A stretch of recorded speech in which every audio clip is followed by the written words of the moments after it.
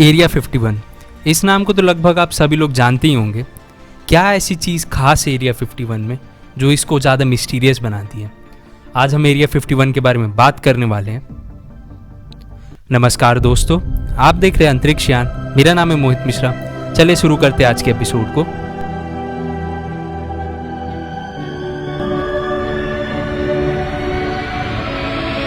Area 51 को world war 2 के दौरान बनाया गया था। नेवाडा को एरिया 1, 2 ऐसे करके बहुत सारे एरिया में डिवाइड किया गया था और ये यूएस मिलिट्री बेस है जहाँ पर यूएस क्लेम करता है कि वो वहाँ पे वेपन टेस्टिंग करता है। बट बहुत लोग का ये मानना है कि एरिया 51 में एलियंस है। मैं आपको 1997 का एक क्लिप सुनाने जा रहा हूँ। ये उसी आदमी का क्लिप है जो वो ये क्लेम करता है कि उसने एरिया 51 का फॉर्मर एम्प्लॉई है। Online, you're on the air. Hello. Hello, Art. Yes. Hi.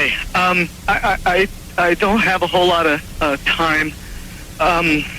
Well, look, let's begin by finding out whether you're using this line properly or not. Area 51. Yeah, that's right. Were you an employee or are you now? A former employee. Former employee. I was let go on a medical discharge about a week ago, and I've kind of been running across the country. Oh man, I don't know where to start.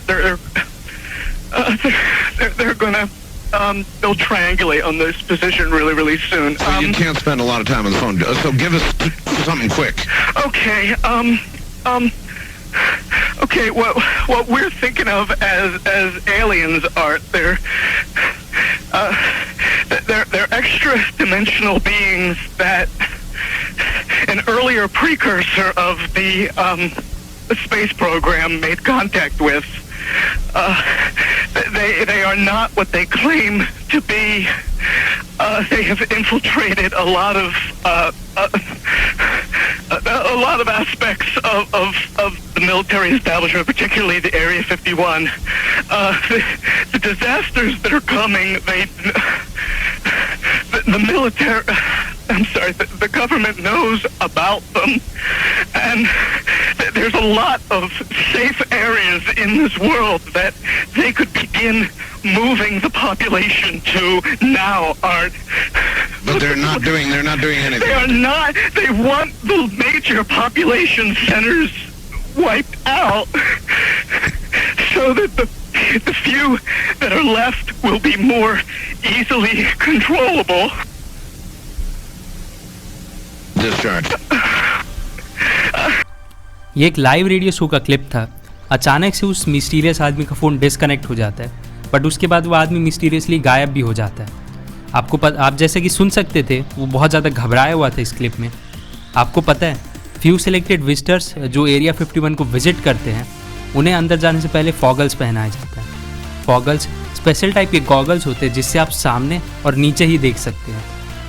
Few selected visitor से मेरा मतलब है बहुत few, क्योंकि एक बार BBC जो world की famous company है डॉक्यूमेंट्री बनाने के लिए, उसके कुछ रिपोर्टर वहाँ पे गए थे। उनको अरेस्ट कर लिया गया था। 3 घंटे तक जब तक उनके डॉक्यूमेंट वेरीफाई नहीं हुए थे तब तक वो नील डाउन थे, और 3 घंटे बाद जब उनके डॉक्यूमेंट वेरीफाई हो गए थे तो उन्हें छोड़ दिया गया था कुछ $, के फाइन पे। यहाँ की सिक्योरिटी बहुत ज़्यादा टाइट है। 16 किलोमीटर पहले से ही आपको वार्निंग का साइन मिल जाएगा। यहाँ पे सैटेलाइट्स को भी अलाउ नहीं किया जाता है इस एरिया को लाइव कवर करने के लिए। आप जो इमेज स्क्रीन पर देख रहे हैं वो एक हाईटेक कैमरा से लिया गया था बहुत दूर एक माउंटेन से। यहाँ पे किसी टाइप के प्लेन्स, मिलिट्री एयरक्राफ्ट या किसी टाइप का पब्लिक व्हीकल्स को भी अलाउ नहीं किया जाता है। कहते हैं यहाँ पे मैग्नेटिक सेंसर्स लगे हुए हैं जो आने वाले प्लेन्स को वार्निंग देती है और आने वाले व्हीकल्स की स्पीड को भी ट्रैक करती है। आपको पता है, एक इंसान जिनका नाम बॉब लेजार है, वो एक क्लेम करते कि उन्होंने एरिया 51 में काम किया है और 1989 में एक UFO की यूनिक मेटल पर वो रिसर्च भी कर रहे थे। यूनिक मेटल उनके अकॉर्डिंग इसलिए क्योंकि इससे वो एलियंस एंटी ग्रेविटी इफेक्ट पैदा करते हैं और उनका स्पेसक्राफ्ट बिना किसी फ्यूल के हवा में उड़ सकता है। उनके हिसाब से एलियंस हज़ारों साल से धरती पर आते रहे हैं और आते रहेंगे। 2013 से पहले एरिया 51 को कोई ऑफिशियल एरिया भी डिक्लेयर नहीं किया गया था। 2013 में CIA ने इसे ऑफिशियल एरिया डिक्लेयर किया था। बॉब लेजार अकेले इंसान नहीं थे जो ये क्लेम करते थे कि वो एरिया 51 में काम कर चुके हैं।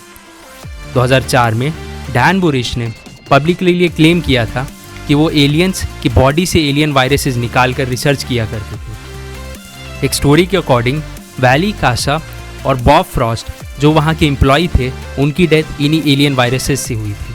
और जो डॉक्टर्स ने इनकी बॉडी पर फर्दर रिसर्च किए, उनको ये बात नहीं पता चल पा रही थी कि उनकी डेथ कैसे हुई है। मैं आपको एक और क्लिप दिखाने जा रहा हूँ जिसे इस साल पेंटागन ने रिलीज़ किया था। इसमें आप देख सकते हैं कि यूएस नेवी कुछ अजीब से ऑब्जेक्ट को शूट कर रही है। ये एरिया 51 से रिलेटेड तो नहीं है, बट ये मिस्टीरियस ज़रूर है। Going against the wind. The wind's 120 knots from the west. Look at that thing, dude.